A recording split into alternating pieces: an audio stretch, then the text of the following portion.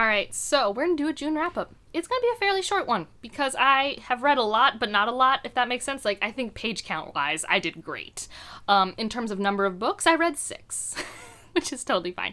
Also, there's a cat in my lap, because he's a loud boy. And he has found my wedding dress in its garment bag. He won't stop licking the garment bag. So now he's here, while I continue to bulk film before my trip. Alright, so June wrap-up. There's only 6 things, and all the ratings are relatively similar, so we're just gonna go in an order, probably the order in which I read it or logged it onto Storygraph.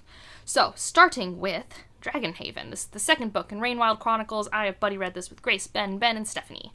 And this is basically the second half of that first book, because if you think of Rainwild as 2 books split into 4, that's how I look at it. And I really enjoyed it. I'm, per usual, enjoyed the discussions way more than maybe the book on its own.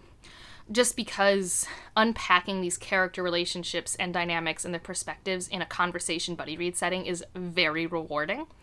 I just really enjoyed watching everyone grow in their own ways. And it got really heavy. Like, there are discussions about body autonomy and reproductive, consequences that I was not prepared for. Especially because of how some people talk about this series. There are some people who, really think it's just melodramatic relationships, which I don't get at all. Relationships can be dramatic. I just don't think this is, soap opera level anything. And especially with the darker themes. There are characters in this series who are trying to advocate for themselves, and then there are other characters who don't understand why they are setting boundaries, and there are discussions had about that, and I really enjoy it. And there's just the cool magic of we're traveling down this river, and I think this is a traveling story that works better for me than others, just because it is so focused on these messy character relationships. And there were so many moments when we could fall into miscommunication, or lack of communication, I guess. But we don't. There are conversations that are had. Then there are consequences, and then there's resolution. It's wonderful. It's absolutely wonderful, because it's still mess. But it's mess that doesn't fall into, normal traps. I really like the subversion of that. And I'm very curious where we're going to go next. So, solid entry in Realm of the Elderling. And then I read Trust, which I believe is one of the 2 books that won the Pulitzer. I don't think there's usually 2 books that win, but 2 won this year. And Trust was fascinating. So, if you don't know, Trust, written by Hernan Diaz, whose first book I think was shortlisted for the Pulitzer, Into the Distance. I think he tends to really like playing with narrative framework. Into the Distance was a reverse Western. So instead of going out west, we have someone who accidentally ended up in California, going back east during, I think, gold era in California, 1800s. And so this one, we have 4 different works within this one work called Trust. One of them is a story, a novel written by an in-world character. The other one is a memoir by another character. The other one's the ghostwriter of the memoir writing their own memoir. And then the 4th one is a diary. And from these 4 different things, you as the reader are trying to piece together what is truth of this story. What is the truth behind this couple? Because that's what we're looking at. We're looking at this couple, this rich guy who happened to have a lot of money and was good at stocks, and how he was able to survive the Great Depression when everyone else didn't, and his relationship with his wife. And that's what we're trying to unpack. But also it does kind of go into, what does money mean? Why do we trust money? We do have this inherent trust that money has a certain value, but then you do have these world moments, like the Great Depression, where you're like, well, apparently I couldn't trust that value, because now it doesn't mean the same thing anymore. I can no longer, spend $1 on X thing, now I have to spend 5, and I don't have 5, and, that whole thing. I enjoyed it. I don't think it's perfect, but I do think the book does what it wants to do, because what's also fascinating about it is the author doesn't write in his own style. So we have 4 different authorial voices in this book, and none of them are Hernan Diaz's. One of them is just a contemporary, book you would find in an airport that's salacious style, so it's meant to be very surface level, very easy to flow through. The other one's an autobiography memoir by a rich dude who thinks he's all that. That has a very different tone. And then we have the secretary ghostwriter of that. She has her own tone. And then the diary entry is very stream of conscious. And the ability to do that I just find impressive. And I think because it's so accessible, all of these are very accessible writing styles, this fun little mystery thought experiment is available to everyone. And I enjoy that. Do I think it's the deepest form of what it does? No, I think it's fairly on the nose about its themes. But I also think he chose to do this thing where in these stories about rich, powerful men, women are usually only ever portrayed as the secretary, the wife, or the victim.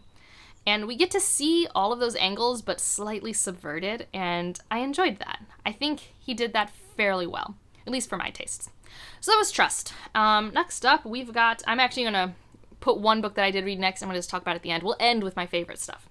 I read Freshwater by Kweki Emezi. I've been meaning to read Freshwater for a very, very long time, and I finally did. And I was really nervous about it because it is, people are not wrong when they say this covers heavy, dark material. Look into content warnings, especially if you share some of the experiences of the character on page.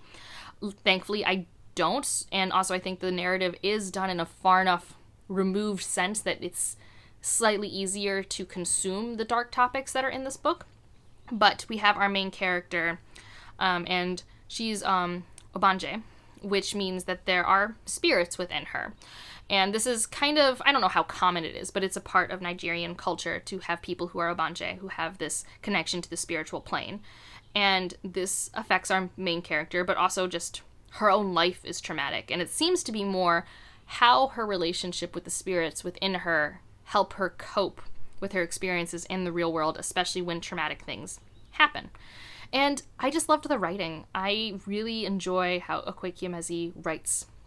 I just do. I listen to it at like 2 times speed because they do the narration.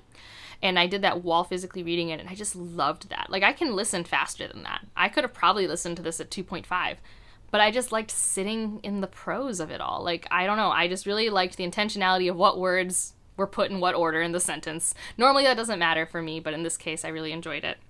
Are you being fussy now? Is this not where you want to be? My cat's just being a little turd. Here, I will show him to you again, in case he leaves. She's such a fuzz. Truly, such a fuzz. If you weren't licking my bag, you wouldn't be here right now, huh? Okay, so I would still look into content warnings for Freshwater because things happen. Things happen to her. It's really hard. But for such a short book, I learned a lot because I didn't know a lot about Obanje before I read it.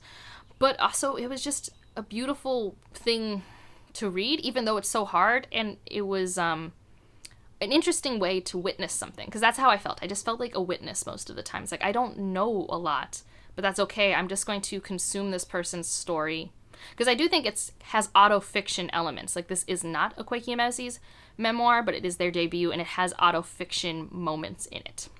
So yeah, that was fascinating. Glad I finally read that. And then I read The Mimicking of Known Successes by Malka Older, and this was surprisingly really good for me. Malka Older and I have an interesting history.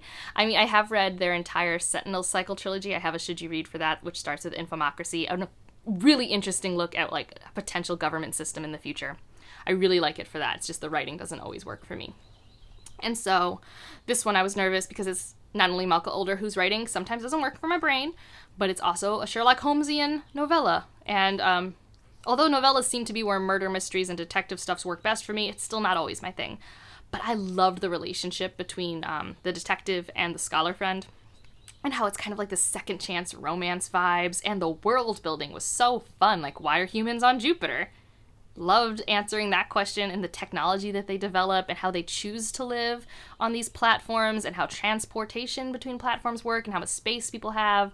And thematically, when we discuss the mystery, there are some interesting payoff there of who is right when it comes to things. Like, I think it's very clear that the execution of one side is wrong, but also there is, I don't think, a right person, if that makes sense. So, Putao. Here, I'll let you go over here. Don't knock over the camera. He might. So I really enjoyed that. And I will definitely be reading more books in this novella series, because I had a blast with just the character dynamics. Like, and that's what gets me through every serialized detective show I ever watch. Like, do I love Bones because of the mysteries? No, I love Bones because Bruce and Ben. Like, that's just how it is. And then the last thing I'll talk about is I finished the Dandelion Dynasty this month. So The Veiled Throne and Speaking Bones. So this is where I'm like, I read a lot. It's just not like a lot, but these 2 books alone are 2,000 pages. So I feel fairly accomplished. The cat's about to yell at the door. Totally. Puta, lay down. Lay down. Be a good boy. He doesn't know how to be a good boy, so we'll see how long this lasts. But by the time you're seeing this video, I should have a should you read for the Dandelion Dynasty, and my interview with Ken Liu should be up. And all of those things do, like, affect how I feel about this. Like, you don't get to consume art in a vacuum. I am so happy with how that interview with Ken Liu went. It's not very spoilery. I do put in the description, like, if it was me, what I would consider, you know, spoiler-type content so you can make decisions for yourself. But I do actually think it wouldn't affect your reading experience because there's no context for a lot of the things we talk about.